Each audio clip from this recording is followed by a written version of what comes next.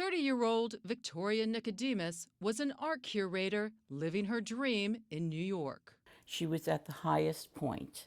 She was breaking through in her career. I felt she was in love. I felt that she was truly happy. But everything changed on December 6th. Victoria was out Christmas shopping with her boyfriend on this Brooklyn street when an SUV drove into the crosswalk, jumped the curb, and struck her. Take me back to that night. I was settling down to my normal, boring Sunday evening, taking my shoes off when my son came running in, Frankie, to tell me, we have to go to Brooklyn immediately. It's very important. Something happened to Victoria. And I walked into the hospital and I said to Peter, what are they doing for Victoria? And Peter kneeled in front of me and said, Mommy, Victoria's dead. I started pounding my chest. I don't know why. I just needed to hit myself. I don't know why. It was just so painful. Victoria's family returned to the scene of the crash. Well, this is exactly the scene. The man who killed Victoria, 39-year-old Marlon Sewell, was uninsured and driving on a suspended license for not paying child support.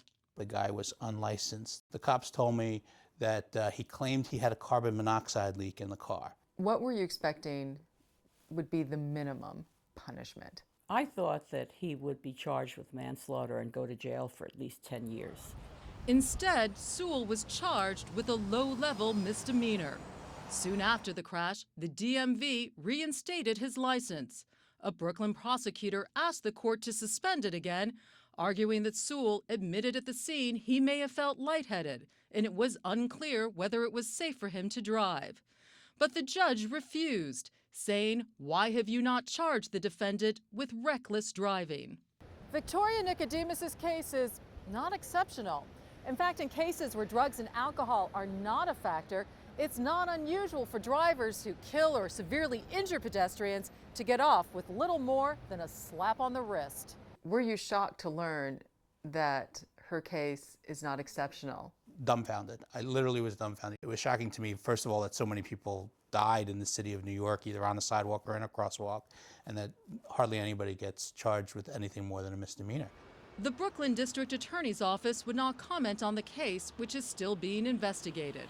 A spokesperson told Al Jazeera, quote, "We work aggressively within the current laws to prosecute drivers who engage in criminal acts, which unfortunately is often difficult as the courts have established tough standards for such prosecution." New York State Traffic Safety Resource Prosecutor Joe McCormick has been dealing with reckless driving cases for 20 years. Our criminally negligent homicide statute is worded exactly like many other states, but our court interpretations of that statute are dramatically more restrictive. They require a moral blameworthiness that doesn't appear in the statute. But Victoria's family is advocating for a game-changing bill.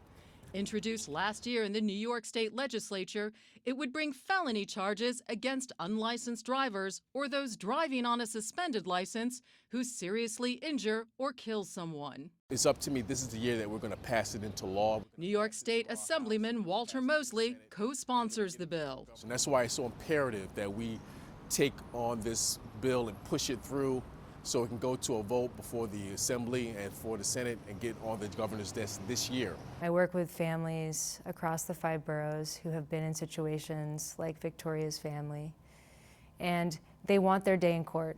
Caroline Sampanaro is with New York City nonprofit Transportation Alternatives. We watched Mothers Against Drunk Driving set a fire around the issue of drunk driving, and I think we're starting to see that happen with reckless driving.